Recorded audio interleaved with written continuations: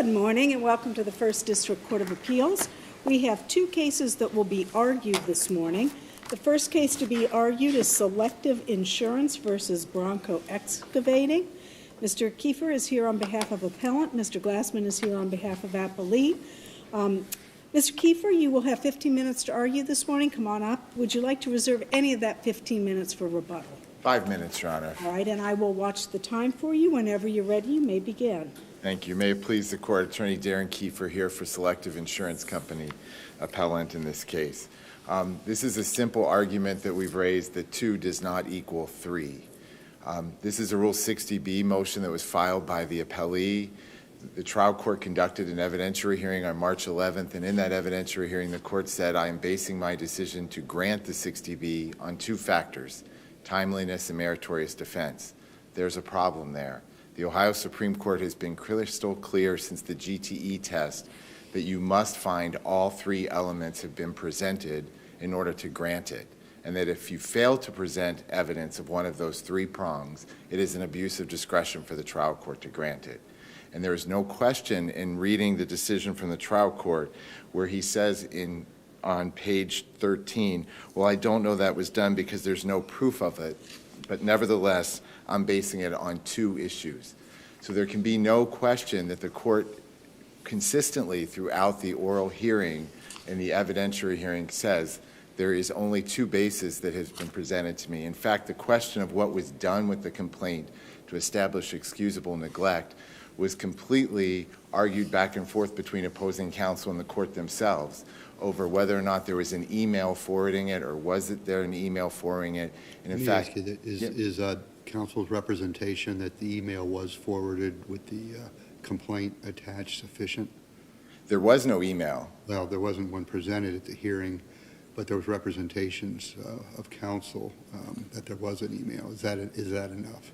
No, because it's simply an assertion by counsel. It's not evidence. It's not any operative facts that were presented to the court. In fact, if you read the transcript, the opposing counsel had never even seen the email. She doesn't even know it exists. The court asked her that directly, whether or not she had seen the email. Where is it? She said, I haven't seen it. So we don't even know. The trial court doesn't know. Nobody knows what happened with that complaint. And it's odd that in the time between the motion being filed in November and the hearing in March that there was never an attempt to have that email put into the record, or at the hearing, the evidentiary hearing, that email was offered as evidence. There was nobody there to even testify about it. You filed your motion on October 29th, motion for default Correct. judgment, and served it, I think, on Bronco Correct. Excavating. The court, however, did not give any time for a response and granted that motion on November 1st, just 2 days later. Correct. I don't know that you had to give Bronco notice, but you did. What do we do with that they didn't have a chance to respond? Well, I think that's been pretty clear. The closest case you're going to find in what we've cited is the Rose versus Chevrolet case that went up from the Hamilton Municipal Court all the way up to the Ohio Supreme Court, which had exactly similar facts in the sense that the default was entered the day after it was filed, with the party on notice of the suit anticipating to file an answer, and then the default was immediately granted. And the Supreme Court had no issue with that because they didn't come into the case. They weren't defending the matter at that point. We always, as a matter of course, give notice to the defendant and send it no matter what to the address that we use for service as a way to make sure they have a second chance to come in and oppose the case. But that simply only goes to the timeliness aspect. But here, isn't that exactly what they did? They tried to, yeah. The court went ahead and granted it. I mean, they tried to come into the case, but that still only goes to timeliness. It doesn't go to what's their excusable neglect. There is, and I mean, that's the second prong of our argument, is that there's no evidence. You know, typically with a 60B, you have to file operative facts in order to get to an evidentiary hearing. But once you get to that evidentiary hearing, you have to produce evidence. There has to be something in the record that's evidentially supported upon which a court can make findings of fact. There's nothing here. If you look at the record of the transcript of the hearing, nobody testified.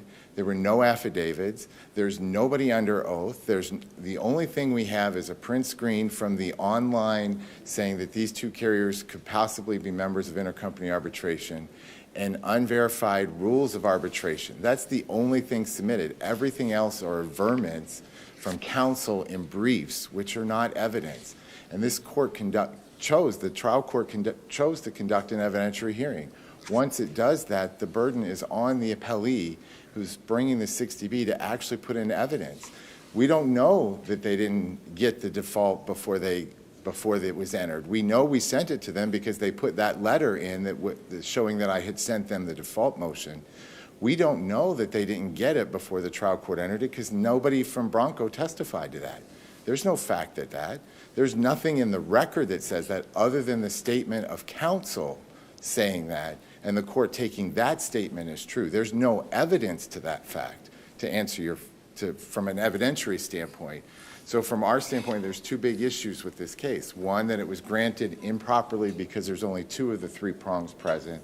And second, they conducted an evidentiary hearing and there's zero evidence, zero, upon which to grant it. So with that, unless the panel has more questions, I think it's pretty straightforward from our standpoint. I would reserve just the rebuttal time. All right, thank you. You'll have 10 minutes left if you choose to use it. Mr. Glassman? Yeah. Thank you. Good morning. Tom Glassman for the appellee. These types of cases tend to be very fact-sensitive in determining the Rule 60B analysis. So I know a lot of times in the briefs when you go through the statement of case, it's often a robotic exercise. But here I think it's very critical because we have a very short window from the time this suit was filed until the time the 60B motion was filed. In fact, it was about basically 2 months from the date suit was filed until the 60B was filed. The suit was filed September 3rd. Service was obtained September 15th. The default motion was filed October 29th. Default motion was granted November 1st. 3 days later, November 4th, the 60B motion was filed. That's important because that directly ties back to the issue of excusable neglect that I'll circle back to in just a moment. What hasn't really been addressed yet this morning, though, is the standard of review that we're here on, which is abuse of discretion, which for an appellant is probably the highest standard of review you could possibly have in a civil case. So it's not enough to Monday morning quarterback this case and say, well, if I was in the trial court's position, I would have done things differently. That's not enough.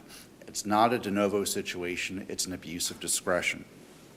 But Mr. Glassman, I Yes. mean, if we were to find that none of these 60B factors were met, or the 60B factors were met, wouldn't it be an abuse of discretion? I mean, because then it would be, couldn't it be considered unreasonable at that point?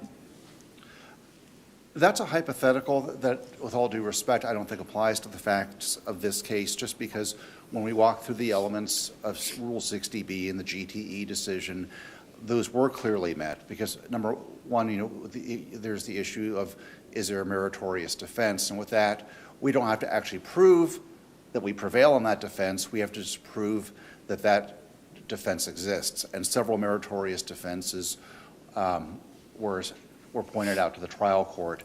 One being that the plaintiff appellant insurance company and then my client's insurance company both belong to intercompany arbitration. And under the rules of intercompany arbitration, if there is a subrogation issue between the two insurers, it has to be arbitrated and not litigated. So in that situation, typically what happens is either the case is stayed at the trial court level until it's arbitrated and then dismissed, or other times it's outright dismissed. But that wasn't the only meritorious defense that was presented to the trial court. There were also a liability defense presented as well. This was a situation where the damaged vehicle in question was parked at a construction site despite very clear warnings of the hazards posed by parking in that particular area. So there were two different meritorious defenses presented at the trial court. So I think the bigger issue, though, is whether it meets one of the 60B 1 through 5 factors. Yes, and the one that we argued at the trial court level was excusable neglect. Let me ask you this. The counsel that made at best, made a representation that it was emailed to the carrier, she wasn't the one who emailed it, right? So she had no firsthand knowledge to even make that representation. What about Mr. Kiefer's argument that there's no evidence that that even happened? I think, again, that's committed, though, to the discretion of the trial court, that when the trial court, looked at everything, that was logical in the context of the case, because, without there being some awareness of the suit, how could you have had a 60B motion filed only, within 3 days of the default being granted? Well, they had awareness of the suit. The question is, was the excusable neglect? They did take steps to get it to their carrier to make sure that the carrier filed an answer or filed a motion to dismiss, whatever. So the excusable neglect comes in with ignoring the initial service of the complaint. And how can that be excusable neglect if there's no evidence of it, of the fact of sending it?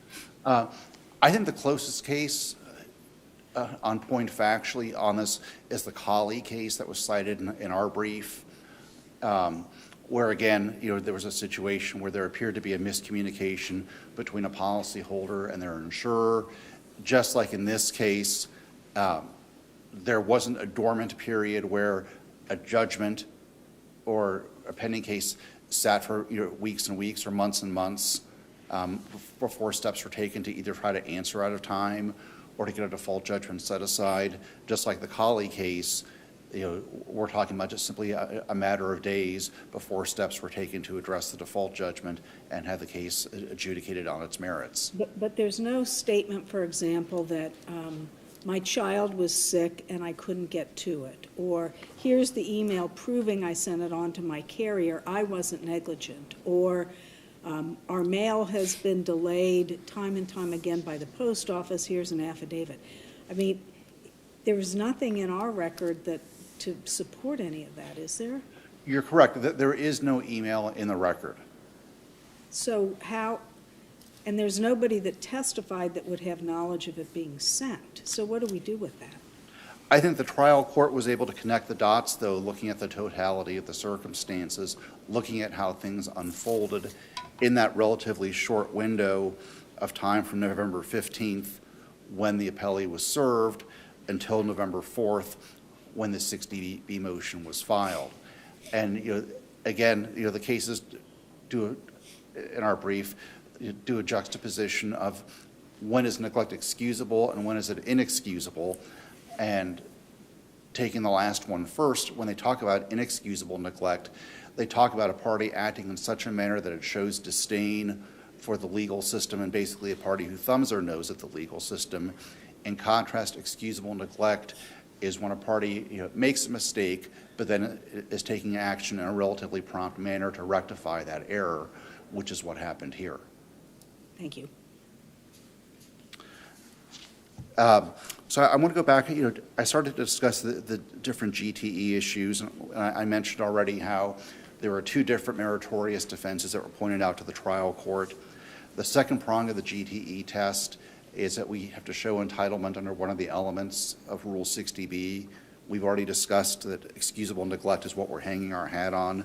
And then the last prong of the GTE test. May I just ask a Yes. clarifying question? Below in the, I believe in the briefs and possibly in the argument, trial counsel argued 60B5. Are you dropping that? No, I'm saying excusable neglect seemed to be the one issue everybody was focusing on, and that's what I was putting my focus on, since that seemed to be where most of the questions were this morning. Okay, so you do believe that it falls under the catch-all provision? Both. Okay. Yes. So with the catch-all provision, though, my research is telling me that it has to be extraordinary circumstances. Can you tell me what circumstances would meet that? I think here, again, it all circles back to the dates. And, you don't see these, oftentimes when you have these kinds of cases come up, somebody's wadded up a lawsuit and thrown it away saying, I'm just not going to deal with this, or a default judgment is granted and the insurance company doesn't become aware of it for months and months. And the circumstances here are pretty remarkable in that, when you look at the sequence of dates, the default judgment was granted November 1st, and everything was mailed to the appellee at that point by regular mail, as opposed to email or overnight delivery. So when you look at the window of time from when the default judgment was filed to when the 60B was filed, when you factor in the number of days also included for regular mail and for weekends, you can see that counsel for the appellee acted very promptly when they became aware of the existence of the suit and the pending default. Thank you. And then the last prong of the GTE test is probably the one part of the case that nobody disagrees, that under the GTE test, the motion has to be brought within a year, and I think that's the one thing that no one really disputes.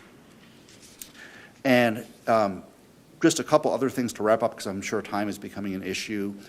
In addition to this being discretionary for the trial court, we cited the Svoboda case, which mentions how if there are any doubts at all about how these different dots connect under Rule 60B in the GTE test, those doubts get resolved in favor of the moving party as opposed to the non-moving party. And with that, unless the panel has any other questions, I'll sit down. Thank you. Mr. Kiefer, you have 10 minutes remaining if you'd like to use them. Hopefully not. Just to quickly, they're focused on the abuse of discretion standard, rightly so, because that is a deferential discretionary standard towards the trial court because they're the fact finder in this matter. The problem is what that glosses over is the fact finder in this matter could not find excusable neglect under 60B Rule 1. Can you infer inadvertence, excusable neglect, by the fact that once the default motion was filed, almost immediately after it was granted, came the motion to set aside? No, because if you look at Rose versus Chevrolet case from the Ohio Supreme Court, which is similar fact pattern in that it was filed in August or April, the service was obtained mid-April, the default was filed and granted within a couple days, and they had already retained counsel. They had the answer drafted. They filed a 60B saying we had the answer ready, it just didn't get filed timely. We should be able to vacate the judgment. There was no affidavit as to why they neglected to file it. This Court of Appeals affirmed the trial court denying the 60B, saying there was no proof of excusable neglect. But that's a little bit different, though, because in that case, the trial court denied it. That is correct, but the question of abuse of discretion, in order for a trial court not to abuse its discretion and to be valid, it has to have all three prongs. That's from this court and also in the Rose decision, if you read it, it says in order for there to be a Rule 60B granted properly and without an abuse, with discretion granted to the trial court, it has to have all three prongs found. And if there are one of the prongs missing, that is the classic definition of an abuse of discretion. And so therefore, the question of whether or not it's an abuse of discretion, we need look no further than what the trial court stated. Couldn't we infer from what the trial court stated that the trial judge was basing it on 60B-5? Well, if there was a third factor, the trial court explicitly says I'm basing it on 2.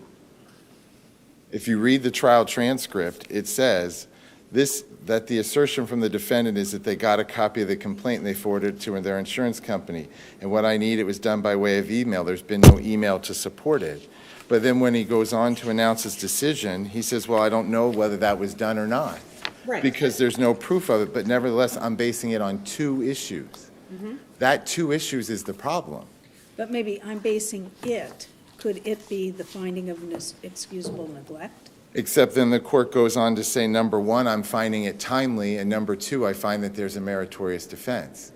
There's no question from the trial court's decision and statement in open court that they ever found any type of Rule 60B, whether it be B1 or B5. You can go through the entire transcript. The court keeps asking and asking and asking, where's the excusable neglect? And then basically when it gets to the decision points is I can find two of the factors. That is the classic definition of an abuse of discretion. The Ohio Supreme Court's clear about that. This court ruled that in the G case that was cited in the reply brief in 2016, that if the trial court doesn't have all three elements found, then it is an abuse of discretion. They don't have the ability to only find two of the three. It is a mandated, all three must be present. I'm going to push back on you a little bit. Yes, okay. All right, so I have the transcript in front of me. Yep. And the second one is the meritorious defense. But the first one is, the time is relatively short, and he brings up the fact that they weren't served until after the default was taken. And yes, there was no duty to serve, but you chose to do that. You meaning? Yes, I did. Yeah, you chose I to did that. do that. So since it was, I mean, But I- could the court have been in that first paragraph? Could we infer that the court was saying that that was an extraordinary circumstance that justifies 60B5? Except for you're leaving out the first sentence in the first part of that sentence, which says, the time in which they raised this was relatively short. So when he says, number one, the time they raised this was relatively short, and then he goes to explain that time. It's not that he's explaining a 60B5 or that he's finding something different. He says it's based on the time in the sentence. It is, if you look at the number one, because then he goes, and then the fact, so he goes to number two, second, which is the meritorious defense. But there is, I mean, if the court's going to find that, then somewhere in the transcript there's got to be evidence. I mean, this court just recently ruled in January of 2022 that a trial court that rules something without evidentiary facts is classic definition of abuse of discretion. That was in the Altman case. The second time it went back up, this panel recently just said, look, if there are evidentiary facts that you're taking into account that lack evidence, that is the definition of an abuse of discretion. There's no question, there's no facts. There's no evidence here. Nobody testified. I mean, he talks about Cooley. If you look at the Cooley case, there was two affidavits. There was the letter to the insurance company sending it. There was clearly something in the record upon which the trial court could grasp. We have nothing here. There's nothing. This was a motion and the averments of counsel in open court that she couldn't even say she knew factually existed. There's nothing here for a record or a hearing, or there's no evidence. There's got to be something in the record attested to by somebody. It can't just be statement of counsel. Would you agree that even if the court didn't affirmatively find excusable neglect, if the record supported excusable neglect, we could still find no abuse of discretion? Correct. Yeah, I Your would. argument is there's nothing. There's nothing. In our review, we can't find that. Right. And in this case, I think the trial court's pretty clear that they didn't find it. That's my point from it, is that they keep saying there were two factors on which I'm basing my decision. There has to be three. That is what the Supreme Court and this court have consistently held for over 40 years since GTE, is there's got to be all three. And when a court says, I have two, that doesn't equal three. And that's the problem. So, unless there's further questions, I'll rest. Thank you. Thank you. Thank you both very much for your arguments this morning. We will take this case under submission and give you a timely written opinion. Thank you. Our next case on the docket this morning is State versus Andrews.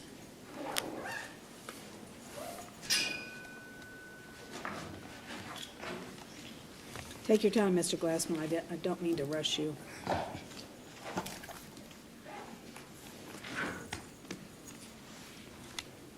Mr. Dameron is here on behalf of appellant in State versus Andrews. Mr. Liston is here on behalf of the state of Ohio. Mr. Dameron, you will have 15 minutes to argue this morning. Would you like to reserve any of that time? I would like to reserve 5. All right, I will watch your time, and whenever you're ready, you may begin. Okay. Your Honor, may it please the court, my esteemed colleague from the city, it's been a while since I've been here. I'm glad to be back. As I've gotten older, I've gotten grayer, and I think I've become more of a boiled down to the bottom line type of person. And I believe in this case, boiled down to the bottom line, the state's entire case is on the phrase, I want to fight. And the reason I say that is because the trial court, the trial court found Ms. Andrews guilty of minor misdemeanor disorderly conduct, which states no person shall recklessly cause inconvenience, annoyance, or alarm to another by engaging in fighting, in threatening harm to persons or property, or in violent or turbulent behavior. And the reason I say that this whole case is determined by the phrase, "I want to fight," is because there's no allegation that Ms. Andrews was engaged in fighting. There's no allegation that she was in violent or turbulent behavior. Really, this case is about what she posted on the internet, which gets to whether or not it was a threat. The trial court found specifically when he said, I find the phrase, "I want to fight," without more, is not enough to be a threat. And I believe why he distinguished between that not being a threat and then felt it was a threat on the disorderly conduct statute was because the telecommunications harassment has a specific intent or specific purpose. But I say it doesn't matter. It's just not a threat. I want to fight. To me, it sounds like something like, I'm fighting mad. I'm really pissed off. That's what it means to me. And keep in context, this was said in on a Facebook page in a conversation between two people, which was a sub-conversation of what my client originally posted, and the alleged victim didn't even, was blocked or had blocked my client. And my client did say she thought or knew he would see it, but regardless, it just was not a threat. Saying I want to fight when you're talking to one friend about something else is a whole lot different from being nose to nose with someone saying I want to fight. And by my way of thinking, once the court found that I want to fight was not a threat, then the doctrine of res judicata applied, and the court could not then say that my client, Ms. Andrews, was guilty of making a threat for the disorderly conduct statute. The other thing that I want to stress to you is that I don't believe that disorderly conduct as a minor misdemeanor is a lesser included offense of telecommunications harassment. And it gets to a basic point. The disorderly conduct statute requires the alleged victim to be annoyed or bothered in some way, but if they never get the message, then they can't be. So a person, and with telecommunications being a specific intent crime, a person could make a threat on Facebook with the specific intent to make a threat and therefore be guilty of telecommunications harassment without being guilty of disorderly conduct because the person was never aware of it. So let me just make sure I'm understanding what you're saying clearly. So what you're saying is that the disorderly conduct statute really depends on the point of view of the person being harassed, whether it has caused inconvenience, annoyance, or alarm. Correct? Yes. Whereas the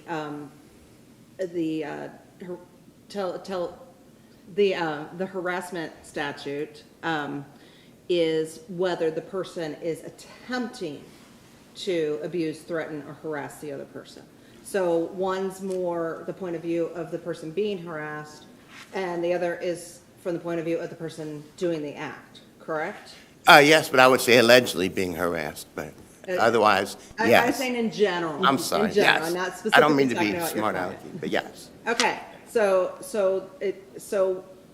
from what I'm understanding you're saying is that because one does not, if a person attempts to abuse, threaten, or harass another person, that doesn't necessarily mean that they are causing inconvenience, annoyance, or alarm.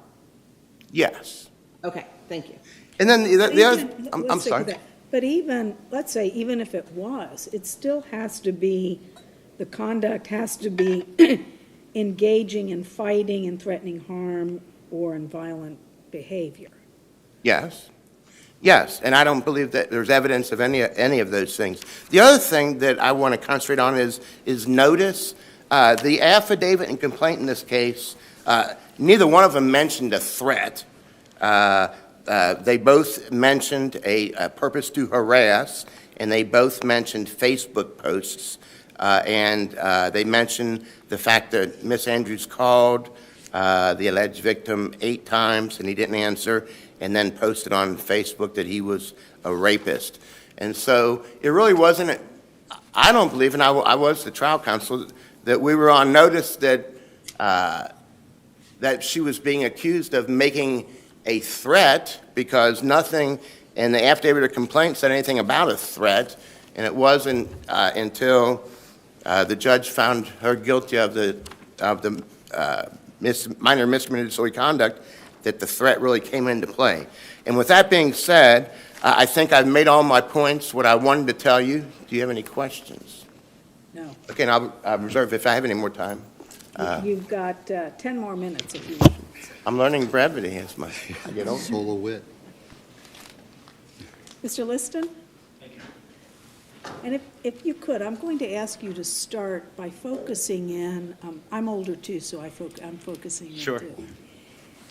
To be found guilty of disorderly conduct, there had to be a finding that the defendant was engaging in fighting, in threatening harm to persons or property, or in violent or turbulent behavior. And if the trial court specifically found that the words "I want to fight" were not threatening, how could she be guilty of disorderly conduct? Yes, so I think that it does come down to what counsel's identified as "I want to fight."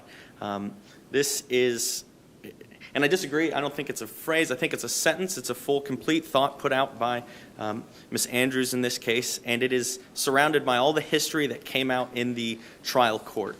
That is a comment on a post about the defendant allegedly being a rapist put out there by Ms. Andrews. There is a history between these two. It appears that both were aware that the alleged victim in this case, the victim in this case was, he had blocked Ms. Andrews, he had taken steps to leave locations where she was. I think it was at the dive bar in Clifton.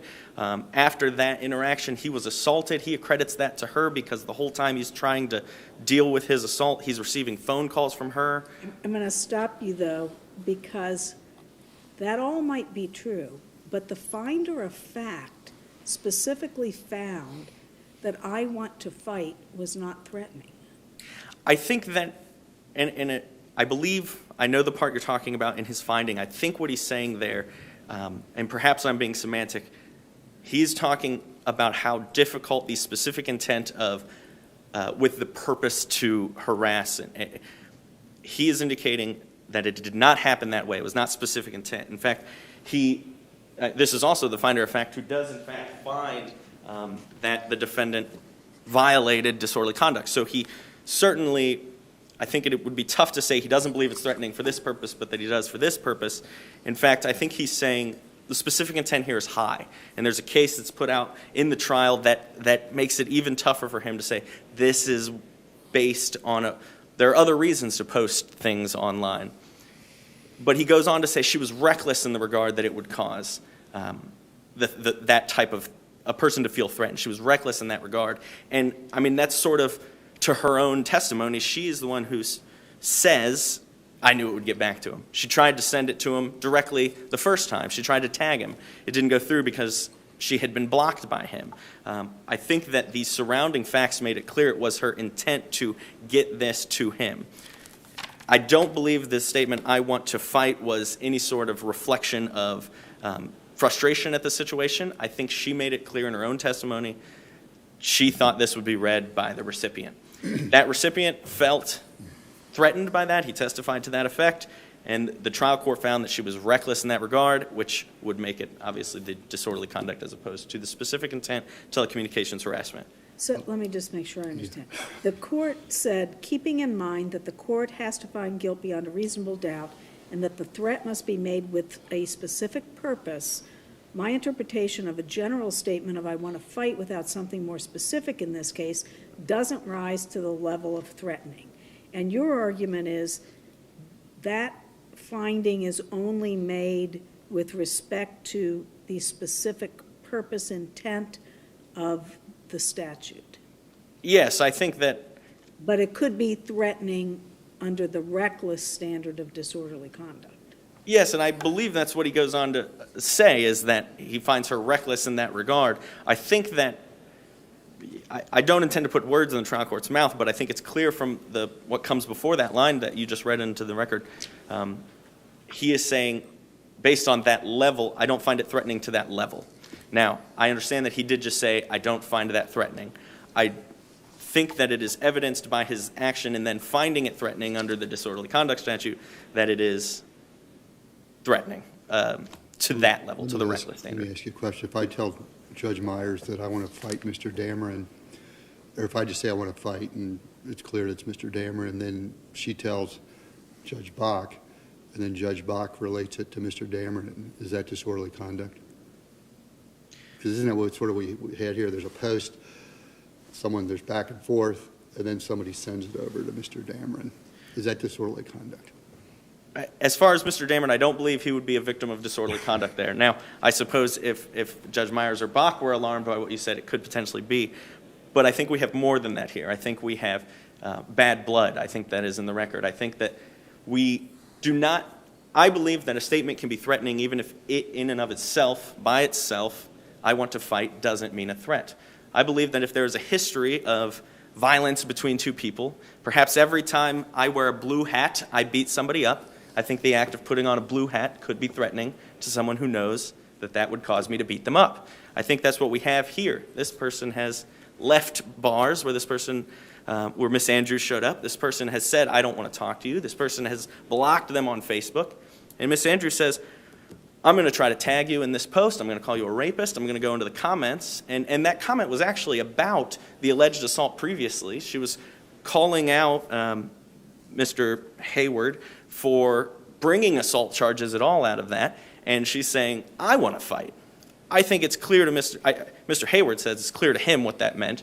The trial court finds that it rose to that level of disorderly conduct, also indicated that based on the timing and the context, he said he certainly saw harassment there. I think that it is outside the letters and words, I want to fight. I think that the context here is key, and I think that the judge saw all of that context when he made his finding. And I could speak quickly to res judicata. I think that's kind of what we're talking about here. This isn't any sort of formal finding or anything by the judge. This is him attempting to explain the reason why he's doing this. This is a situation where we came back at a separate date, received his findings, and he's reading these, reading these findings into the record. I think that it would be, at least from my research, somewhat new to find that the judge ties himself into a box in that finding as far as what's read into that second portion of the transcript. And I believe there was sufficient evidence to support this finding. And with that, I would submit on merits. I'm going to ask you a similar question to what I asked opposing counsel. Is there any case law out there that says that disorderly conduct is a lesser included offense of telephone harassment or telecommunication harassment? I don't think that there is. I could find nothing to that effect, so we're left with nothing but the Deem test. And I think we're calling it the Deem test. It seems to be, it could have even been older than that. We agree on the first and third prongs of the Deem test, so really all that matters is it possible to commit telecommunications harassment without committing a disorderly conduct. I think that to say that it is possible is purely semantic. We get into an area where we're suggesting a sort of this crime, but the victim didn't hear it, but so it would not get reported. Or I think that it is clear that if you're acting in such a way as to that would constitute telecommunications harassment, it would also meet the relatively low bar of annoyance, inconvenience, and alarm. I guess the issue only could then be the different ways in which you could get to a disorderly conduct. Okay, but what if, let's say that I was calling Judge Winkler on a daily basis, telling him that I was going to slash his tires, and he took it as a joke. Could it be telecommunications harassment? No. Okay, but I guess my point here is, if somebody does something, if somebody like posts something on, we'll keep it in the same Sure. realm here. They post something on Facebook about somebody else who isn't necessarily a friend of theirs and won't necessarily see it over and over and over again. And they even threaten, let's say they threaten to, beat them up or slash their tires or whatever. And then the person that they're saying that about either never sees it or does see it and doesn't believe it and just thinks that it's ridiculous. So it doesn't cause any inconvenience, annoyance, or alarm. So you could have one without the other, correct? I suppose you'd be saying it's possible for me to intend to threaten somebody without succeeding in threatening? Yes. I believe that argument, keep in mind that disorderly conduct is just about annoyance, inconvenience, or alarm. Mm-hmm. For that argument to exist would be in some sort of legal vacuum where no one hears the threat. Disorderly conduct doesn't require that the harassed or threatened person be the victim. It is anyone being caused annoyance, inconvenience, or alarm. So if anyone hears it, I think that it is reasonable to suggest that someone who intends to threaten someone causes alarm to any recipient. But if that is not the case, we are sort of talking about a tree falling in a forest that nobody hears. I guess with no one to hear it, there is no one to file a complaint or anything like that. But I don't think that is what the deemed test envisions when it asks us to go through this. I think it's more about notice, and is the person put on notice by what they're doing. And here I think that making the threat would put you on notice that you might also cause any recipient annoyance, inconvenience, or alarm. Thank you. Thank you. Thank you. Mr. Dameron, you have 10 minutes if you'd like to use it. Your Honor, I think I'm satisfied, and I'll stop. All right. Thank you. Counsel, thank you both very much for your arguments this morning. We will take the case under submission, give you a timely written opinion. That will conclude the oral arguments this morning for the First District Court of Appeals.